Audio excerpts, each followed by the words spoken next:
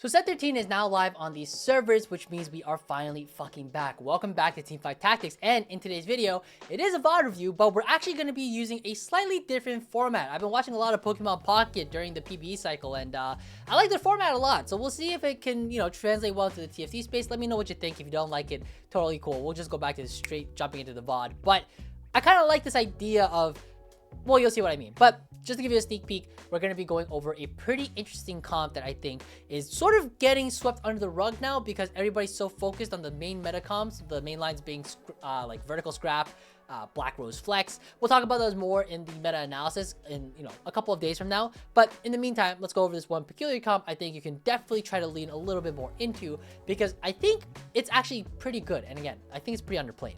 But real quick before we start, a little bit of housekeeping. First off, thank you to everybody who checked out Project MENTR. Project MENTR was a project I had released during the Set 13 PvE cycle. It is a TFT personal training program. Signups are closed. We have decided on the 16 mentees who will be partaking in this set. And thank you to everybody who checked out the program. Even if you thought this program was a waste of money or a piece of shit, hey, at least you learned about what it was. And for that alone, thank you for checking it out. Another thing I want to note as well for number 2, you probably already know this, but augment stats are fucking gone. We don't have augment stats anymore, and that is kind of scary. My personal opinion on this is that I think it's overall healthier, but I'm a little sad because you know me, I fucking love my stats. But if you want to read more about it, I'll link Mort's tweet down in the description below if you want to find out why they actually did this. But with the housekeeping out of the way, let's talk about today's composition, and that being Camille and Smeech reroll. Again, if you have been very in tune with the PvE cycles, you probably already know what this composition is, but if you're just like throwing up TFT again for the first time in like 2 or 3 fucking weeks, and you're like, I don't know what to play, I think this comp is pretty good as long as the conditions are being met. And let's talk a little bit about that. First off, you might notice AD composition. The current meta right now, a little bit of sneak peek for the meta analysis, is that it is AP centric. So when you get 80 item openers, it can feel a little bit bad. But this line is really nice because it's sort of a very easy line to just lean into. As long as you have like a Camille or two, you have some Enforcer openers or something like that, it can be not too difficult to lean into this composition and try to play into it. I wouldn't hard force it, but I think if you have a, if you're like sort of hedging your bets on like which way I should go, you have 80 items and you have Enforcer units, consider this line. Itemization wise, GABT, Sterax, Hodge, you name it, are like the ideal. Smeech also has the very exact same fucking items really as Camille. Camille is sort of the one that you're really rolling for. You're gonna roll for this board on 6, and then depending on the number of copies of Smeech you have, if you have a lot, you can just go 7, roll a little bit, find the Smeech 3, and then push. Or you can say, you know what, I only found like 4 Smeeches. Fuck that shit. I'm just gonna go and push level. Totally fine. Both ways are actually very, very viable, and we'll talk about why. Another thing you might notice as well, Collector seems to be very, very good on Camille in the stats.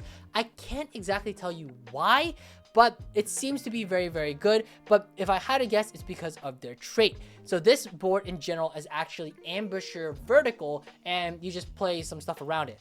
Ambusher, if you don't know, basically the damager from their abilities can critically strike. Basically, they all have built-in IE or JG.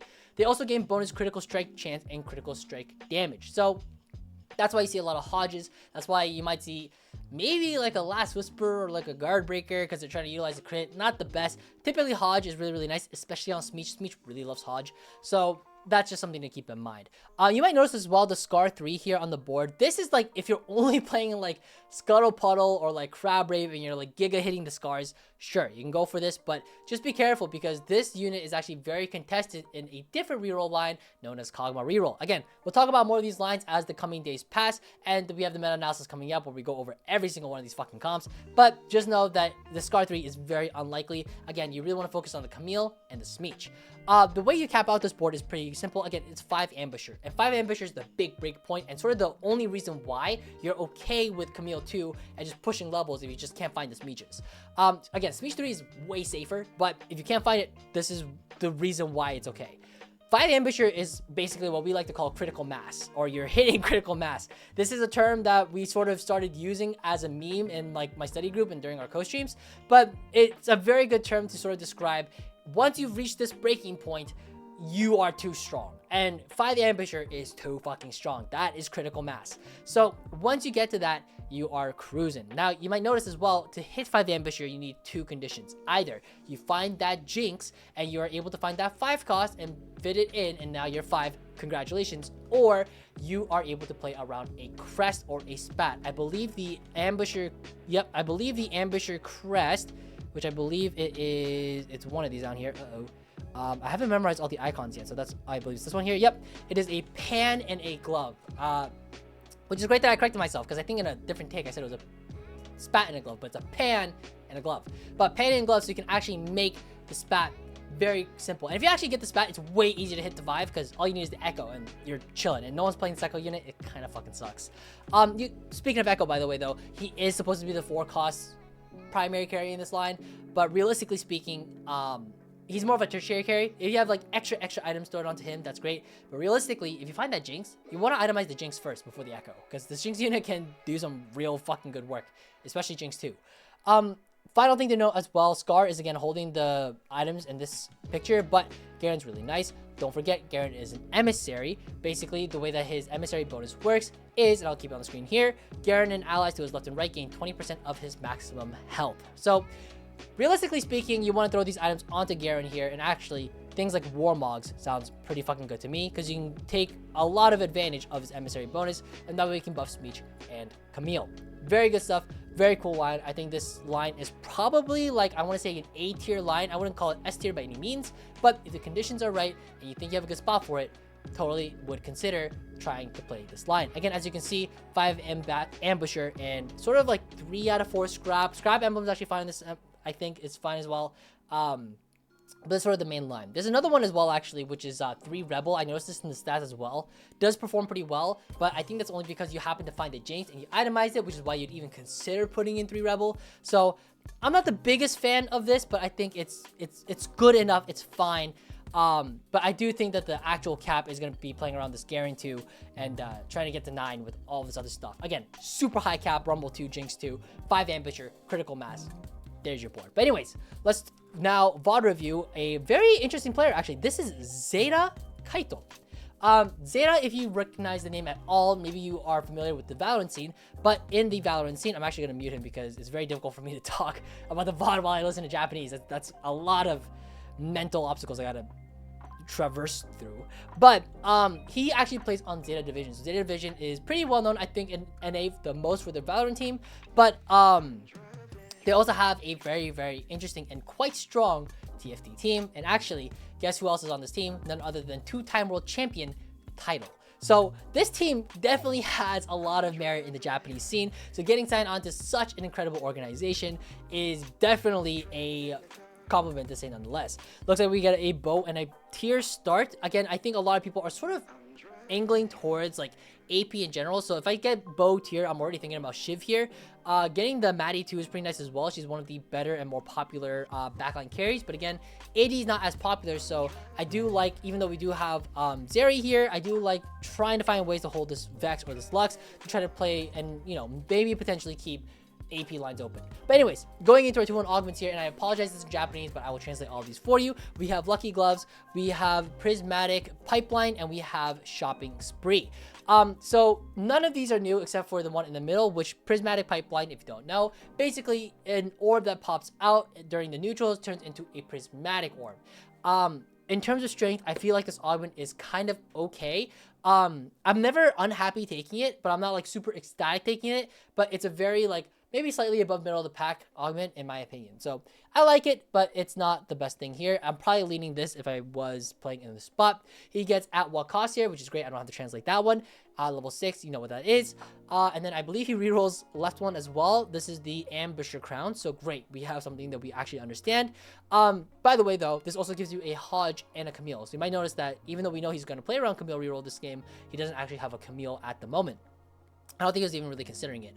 He rerolls middle as well, gets dual purpose. So he ends up actually scouting the lobby, making sure that nobody else is trying to play around this Camille line, and ends up taking Ambusher Crown and takes the Camille. I think, again, his items are a bit wonky, but he does have a Titans and a Hodge. Titans is actually still very, very good on Camille as well. I think I forgot to mention that during the beginning segment of the video, but Titans is still very good, and you still have that mini dupe. So it's very easy to hit a lot of Camille's, and we're already technically 2 copies. So already looking like a very, very good start. But this is basically the game plan. Again, there's no real, like, you have to win or lose streak. Typically, you want to try to lose streak in the beginning if you're going to play around a reroll line, and then you want to, like, high pump and then roll for your units on 3-2, and then you want to streak. But overall, this seems fine. You can see he's actually going into the planner as well. I think Kaido was actually, like, a little, like, hesitant about what units he needs to play in this line, but I think he has the general gist down. As you can see, these are a lot of the units that we already talked about. He has all the ambushers already in the planner. He has Loris in there, which is important because we do need Enforcer, and I think he's toying around, like, maybe I play around Garen, maybe I play around other units, but overall this seems fine. Puts the Ambusher Crown as well, by the way, on Maddie here. This is our strongest board. Nothing like too important or too, like, you know, groundbreaking in this opener. We're playing around Bruisers as well. I believe we have a Steb and a Trundle on our board, which is super nice. Nothing that is super fancy by any means. We do, again, Enforcer, we have Bruiser, so fine start, but nothing, like, serious. I want to talk a little bit about the frontliners, actually, in the set right now, especially in the early game. This Steb unit is pretty fucking good. I think Steb's pretty great as a frontliner. He feels kind of fine, but in general, it's a little difficult because I think Sentinels are the easiest to play around because they sort of let you play into lines like Sentinel Heimerdinger, but you also have other things like Vertical Bruiser or Vertical, I believe, is it Wardens is also in there as well, right? So you have a lot of options that are fine, but nothing that I think is like, I think these vertical lines are great, and I think whatever upgrade unit you have, you might as well put them in. A lot of these bruisers, a lot of these frontliners, none are really better than the other. So I think these frontliners are great, but if you get like one frontliner and you're like, oh, this wasn't the one I wanted, realistically speaking, just flex around it and then see where it takes you, because an upgraded unit is an upgraded unit, especially during the early part of the game. I think they did a good job balancing the early units. They don't feel necessarily too out of place from one another. At least it's not that far. As you can tell as well, Kaido actually took the Camille off a carousel as well, I believe, and that's why he has a double tier, because double tier is really weird, but we did take the Camille off the carousel and then ended up finding another Camille, so we're now Camille 2. We do have blue buff as well. Camille actually has a very low mana pool. If I remember correctly, I believe it's 40 on this patch, so you could potentially blue buff Camille. I'm pretty sure it's pretty not ideal, but for example, and I like what he's doing here, he tiers the Camille because he goes, maybe I need to slam blue buff, depending on how this fight goes. And even if he doesn't have to slam blue buff, he can find another Hodge, and then he can slam that instead for the Camille. So he's not unhappy having this tier on, getting that insta cast right at the beginning of the match. But he would have slammed blue buff here if he, you know, saw that, like, hey, like, this could be a blue buff diff, right? He wanted to preserve his streak. So 4 wins, 1 loss throughout stage 2, and we're on a 3 streak, so we're getting a little bit of that extra gold, which is super nice. We get another tier off of Krugs here, and actually another belt as well. Holy fuck. I kind of forgot about this part. Yeah, so he gets actually 2 belts and 3 tiers. So he actually has to build the blue buff in this spot.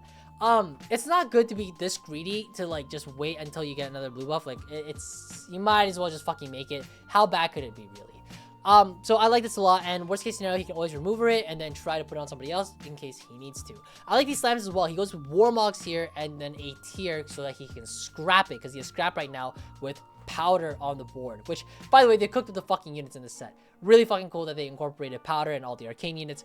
Good fucking shit. But anyways, going into our 3-2 augments here, and I'm going to hope and pray that my memory is great, because holy fuck, there's a lot of new augments here. So we have Vampiric, oh fuck me, I believe it's Vampiric Vitality, Replication, and Bad Luck, Protection. Yes. So Vampiric Vitality, it's you heal for 20% of the damage you deal to enemy tacticians, and then your units gain 12% Omnivamp. So basically, team gets a little bit of Omnivamp, and if you happen to win the fight, then you get a little bit of your HP back. So it's kind of interesting. I don't remember if we've ever had augments like this before. It's kind of like a tiny Titans. It's kind of like a metabolic accelerator, but for win streaking. So interesting augment, really, to be completely honest with you. I don't really know. Bad Luck Protection. This is a really weird augment, and to be completely honest with you, I don't really know how I feel about it. I think it's one of those augments that, like, you have to be really good at discerning unit strength, but just by looking at it, and that's not something I am the best at. So this is one of those things. I'm just gonna steal someone's homework, but Basically what ends up happening is your team can no longer critically strike, and you just convert 1% or each 1% of crit strike chance into 1% AD, and then you gain a sparring glove. So if I had to guess, the intention of this augment, it's supposed to be good in comps where your units are supposed to crit a lot. So in ambushers, for example, where the units crit a lot, I would assume mathematically it's supposed to be good. Do I know that for a fact? Absolutely the fuck not. I have no idea. So it'll be interesting to see whether or not we see people be more open to taking this augment as the set progresses. It's one of those things that's like, I think it's like a math thing, and like people want to take the safer option if they can. So I can see, like, in this scenario, I'd be leaning towards Vampiric because there's no components we really want from replication. So I would reroll middle here for sure. I would think about number 3 and then try to think about whether or not I think it's good or not, but it's really tough. I don't know. I think the intent is that it's supposed to be good in this line, but I can't actually tell. We reroll the middle here for mana flow 2, and then we also reroll right side, so we get piercing lotus. So that's very great. Basically, I think piercing lotus is just giving you a little bit of extra crit chance, but I think right now the consensus is this augment feels kind of mid. Again, in ambushers, it's possible that it's actually pretty good, but maybe for this particular balance point, maybe not ideal. So mana flow is definitely not it, by the way. Your backline units, if 4 units in the backline, oh god, I have my notes out. If you're 4 backline, your units that start combat in the back row gain 5 additional mana per attack. Doesn't make sense. We're playing frontline units. So definitely going to be Vampiric Vitality here, but I could see it being Piercing Lotus. Again, it's like a math question. It's like, I don't really know what's actually better here. And again, if the game was perfectly balanced, I think the intent is that you want to take that first bad luck protection augment, because I think that's supposed to be good. But I have no fucking idea. I really don't. I wish I did. No fucking clue. If you are like a mathematician and you like TFT, could you please comment what you think is the best choice there? Because I actually don't know. I would love to hear some thoughts, because no stat data means, like, if you're good at math, like, you have a fucking leg up on anybody. You might notice as well, this person on stage 32 already has an Ambeza with a, I believe it's a Silvermere Dawn and like some other shit. They were actually contesting us for Camille, but it seems that they pivoted off after seeing that we had 4 copies on top of a mini dupe. Good for them. Very smart choice. But did I hear sound? Am I tripping out? Anyways, sorry about that. I swore I heard something. I don't know. Maybe I'm going crazy. Did you hear it? I don't know. Anyways, going back to the game plan, very simple. We are 5 streaking, which is really great. But there's nothing really here in particular that we have to like roll deep for, which is really great. So that means that we're just going to be saving up our economy, going to get to 50, and then we're going to start slow rolling. A very standard game of reroll. So going into the carousel here, again, I don't like this blue buff on Camille very much. There's another Camille on the carousel if we really wanted to get it. But realistically speaking, we actually might get it. Yeah, I think we're just gonna get it. Realistically speaking, I think glove is actually the best thing he could have taken here, or maybe belt for Starax. Again, I don't think this blue buff is necessarily great. It's more of a tempo slam, but I don't think it's so bad that you have to like find a replacement. So rod is okay, maybe something like a crown guard or something. I'm not entirely sure, but it looks like we're gonna keep rolling down here, and it seems like we have the ambusher that we're going to throw onto the Garen here that we found, which is great. We also have, let's see, I think we swapped in this Scar, I believe is his name, the Firelight Warden. I keep saying Warden. I really hope it's Warden. Sorry, it's Watcher. Oh my god, I've been saying Warden this whole time. Watcher. But so many names, by the way, that are just like the exact fucking same. But rolling down here a little bit more, we do find a Loris 2, which is great. But Loris 2, even though it does fit on the board eventually, I think as of right now, I think you can tell, it's not actually our strongest board. Loris 2 is great, but it's not our strongest board here. So we're actually going to keep the Steb and the Trundle, and then we're going to be cruising our way. Again, don't pivot your board unless you have a stronger pivot, right? I think that's really important. I don't think enough people do that. So really great and very prudent of Kaito to make sure that he does not pivot unless absolutely necessary. So good eye, like that. And actually that might have been a Loris, don't change in Loris diff. So I like that he's gonna finally switch these in now, because it's definitely strongest now with 4 Ambusher. Okay, surely he switches it now. No, I think so. Got a cloak here as well. That's totally fine. Another sword cloak. So BT's on the table. I think Rabadon's is on the table as well. That's like any AP items really just go to Echo. We are leveling to 7 here. And funny enough, we're going to keep these lures on our bench because it's still not our strongest board. Titans BT is fine. Hodge goes onto the step here. Or sorry, onto... Oh god, there's a lot of new names. Smeech, I believe is his name. Smeech. Yes, the other carry in this goddamn line. You should know that. Cool shit. Spark is also good as well. I like these item slams. Rod and bow are open. That's okay. Rod's gonna be an echo item. Bow is probably gonna be something like a red buff, because we do want some anti-heal, but pretty good transition. Didn't find a lot of copies of Speech, so we're just gonna push to 7. So I like this a lot. Going into 4-2 augments here. So we have Dochiramo. Okay, so this is like, okay, so this augment, I can't remember the name of it, but it does not fit on our board. Basically, it's double trouble, but for the body swappers, shapeshifters. Oh shit, I should really memorize the actual names of these things. But you know what I mean. Units like Elise, units like Jace, units like Swain. Double trouble for those units does not apply to us, so we're not going to be playing that. I believe this is oh god, it's something investment. Oh god, hang on, bear with me, don't click off. I know what I'm talking about. Health is wealth. So basically your team gains 15% Omnivamp. Again, another Omnivamp augment. I feel like there's a lot of Omnivamp augments, but team gains 15% Omnivamp, get a bonus of 20 gold where your team first accumulates 10,000 total healing. I think it's fine. I'm not like the biggest fan of it. I think there are probably better augments as well. This feels like a very like win out augment. We do have Ambusher Crown. It's not hard for us to get to that Echo. We are 100 streaking, and we should be able to get to 8 pretty safely. So we could take this for trying to cap out late. But I'm down to reroll 1 and 3 and see what we get. And what would you get? We got, oh fuck, Glass Cannon. Nice, I can read that. Glass Cannon, basically, your units are in the back row. They have 80% HP, but 20% more damage amp. So that is a pretty good augment for like backline units in particular. Like I think Heimerdinger is pretty good with this one. Again, doesn't apply to us. And then we also have this one here, which I believe it is Tomb Raider in English. Oh my god, I'm so good today. Tomb Raider in English. And basically what this does is for the first 3 people who die, you get to take one of their completed items. I think it gives you like a choice. And I've never actually clicked on this augment before, so I don't know what the UI looks like. But if I had to guess, it shows you a UI of 4 different items that your opponent had, and you can pick one of those up. So it's basically 3 completed items that you have a little bit of liberty to choose from. So I think this is fine. It reminds me, there was this one-legged duck video, I can't remember, from a long time ago, where there was a mechanic that was similar to this, and he would build a Zephyr, and then he would FF, and then the rest of that lobby would have nothing but like a shitload of Zephyrs. If you remember what set that is, please let me know, because I can't remember off the top of my head. But out of these, it seems like the middle one is the best one for us. It gives us a little bit of power now, but it also is a good way to cap out our board later down the line. So looks like we're going to go with middle here, health as well too, and we're going to keep going on our way. So, oh, son of a bitch. Okay, hold on, my bad. He rerolled middle, which is not what I remembered him doing, and he went with Tomb Raider.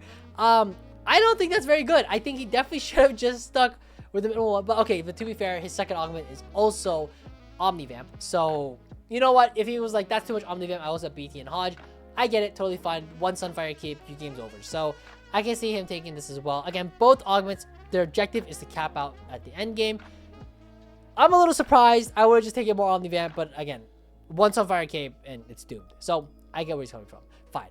Fair enough. Level 7, we are 52 gold, 10 streaking, which is super fucking crazy to be completely honest at 4-3, especially if we're playing rerolls. So honestly, this spot is looking really, really fucking good. If I'm Kaito in this spot, I think I'm just gonna level to 8 on 4-5 here, and then we're gonna try to keep that pushing streak going. And again, the goal is to get to 5 Ambusher. That's when we really hit critical mass. So we're gonna be really cruising for the rest of the stage here. And I think things are really great. This VOD, by the way, just to give you a little bit of context as well, this was from sort of the beginning of the climb. This is actually like the first, I think Japan was one of the first regions that got the set onto their servers. So I think this is like very, very early of the patch. But Japan's actually pretty good at being ahead of the meta. I've noticed, at least from some of the VODs I've been watching. So they have a lot of really good takes as well. I think when I was watching this VOD in particular, actually, if you understand Japanese, I highly recommend it. But Kaito had mentioned like Black Rose Flex is very, very strong, and I was like, oh, Black Rose, really? And this was like keep in mind, I think he talked about this, the game after this one in Japanese, if you want to go check it out. But he was like, yeah, Black Rose Flex is really good. These are the units that you can play around it. Oh, actually, that might have been at the beginning of this game. And this is like his second game on the fucking live patch. And he was like, yeah, I think this is really good. And I was like, okay, like that's interesting. And he basically broke down the line and like how to play around it, which again, we'll talk about in the future. But as you've already may or may not know, Black Rose Flex, very, very fucking popular right now. One of the strongest meta lines. But going to the anomaly here. Now, I cannot read all of this fast. And the fact that he can read it this fast is pretty incredible to me. But this is a damage anomaly. I don't know exactly what it does, but I want to say this though. When it comes to your anomaly, don't be greedy. If it's an anomaly that sounds good enough to you, you might as well take it.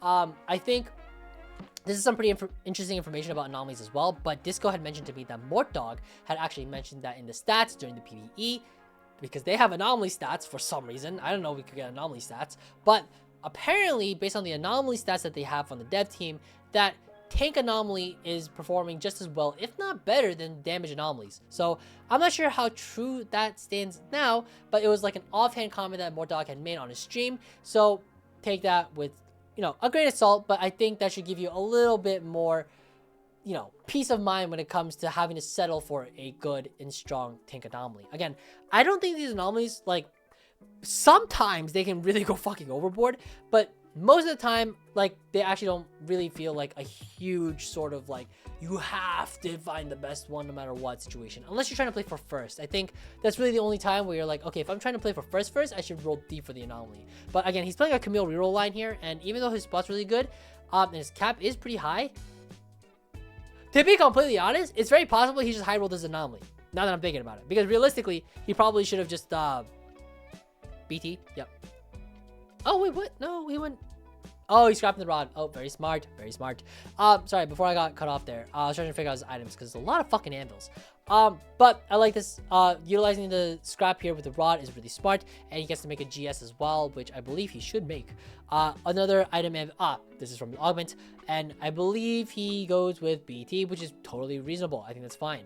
Shojin is fine as well. I guess you could go Shojin here. I guess this was before I realized that somebody was going to die the next turn after. Shojin is fine here. And I think Bow is still I mean, okay, realistically speaking, you want to scrap the Echo, you only get to scrap one item. So I get what he's doing. Totally understandable. Don't slam the Bow. Good stuff, Kaito. Very smart. But it looks like 2 people are already out of the running, actually. So 2 people are already out at 5-2, which is pretty crazy. It might be very early ranked ladder shenanigans. But I like here Sunfire Cape. Yep, really great. Sunfire Cape, if you don't know, is actually one of the best items right now that you can get in the early game. And even in the late game, it's kind of still pretty good based off to the rework. So really, really great and strong item. You should not feel bad about Sunfire Cape anymore. And in fact, you should feel pretty good about it. So the fact you got Sunfire Cape on his board is great because he has a strong tank that can hold it. And again, very strong item. We're starting to slowly lose though, which is good to see, because that means at least, hey, this comp isn't unbeatable, even though we got 5 ambusher pretty early on. But overall, I think our line is looking pretty fucking fire. I think looking over at the items as well, it's probably going to be, I was gonna say Hodge, and now maybe Crown Guard is probably what I would do. Yeah, that makes sense. Crown Guard for probably our Garen here is probably fine. Vow could have made sense as well. Maybe get that early cast off. Both are acceptable. I don't think one is necessarily better than the other by a large margin. Nothing, at least to the point that you have to really consider it. But anyways, we're gonna be sort of chilling here. He's not gonna level just yet, only because he does want to save up a little bit more money so that he can actually roll on 9, which I think is good because he has a lot of HP that he can just bleed through. If he was like 50 HP in this spot, or maybe even like mid 40s, like I think you definitely just push level here. You just go 9 and you just put in the just put in something. We have actually, so funny enough, we actually have the Trundle still on our board, which is crazy to think about. But I don't think this Trundle actually matters too much. We get Bruiser on our board, which is fine. But I believe we are also, let's see, is there anything better we can throw on our board here? Not really. Maybe a better Bruiser, maybe like an Elise or something, maybe for like form swapper, form shaper. Son of a bitch. Someone tell me what the fuck that trait is called. I actually don't know. But it looks like before stage 6, we're actually already on our top 3. So this lobby's a little weak. But nonetheless, still, it looks like somebody was able to hit a Mordekaiser too, which is pretty daunting to say the least. That's actually a pretty scary ass board. 6 Conquer with the Conquer Augment. I don't know what that is, but I know the emblem, or what it's supposed to look like, so very cool. But looks like he texts in a Corki here for 4 scrap. So it looks like we are actually capping out our board here with 4 scrap, which I think is pretty interesting. We have a Trundle on our board here, which I'm not the biggest fan of, and we also have a Stab on our board. So definitely better ways to cap out our board here. We could, as soon as we hit that guarantee, we can take off the Stab, take off the Trundle as well. So interesting. So he actually puts the Ambusher Crest onto the Corki here. I don't know if that's the best way for us to cap out our board. I'm sure there are better ways.